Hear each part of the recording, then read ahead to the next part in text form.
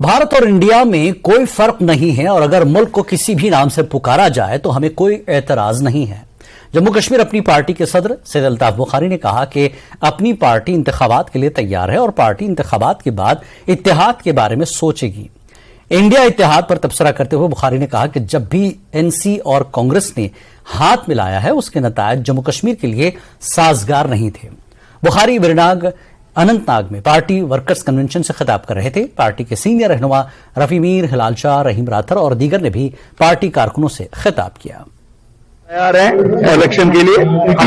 हमें ये मालूम है हम एक नई जमात है, हमें काफी सारी कठिनाइयों का सामना करना है, लेकिन अल्लाह ताला की फजल से हम सच पे हैं। इंशाल्लाह लोग हमारे हक में अपना फैसला देंगे। इंडिया भारत इस पर रेट कैसे करेंगे? आप इंडिया कहिए, आप भारत कहिए, ये एक ही नाम है, संविधान में एक ही नाम है, इससे हमें कोई फर्क नहीं पड़ता। क्यों हमारा जो मुकद्दर है आप भारत को आप इंडिया को उनके साथ मिला हुआ है।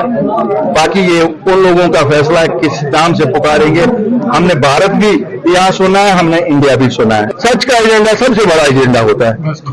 किस तरह की सच्चाई सर? सच्चाई जो लोगों को 74 साल नहीं बोली गई, मजीद धोखा न दे। जो लोगों को कहे ये सरकार किस यहाँ बना रहे हैं, ये सरकारें कोई पॉलिटिकल फैसला करने के लिए नहीं है। कोई पॉलिटिकल फैसला इन सरकारों से हो ही नहीं सकता है।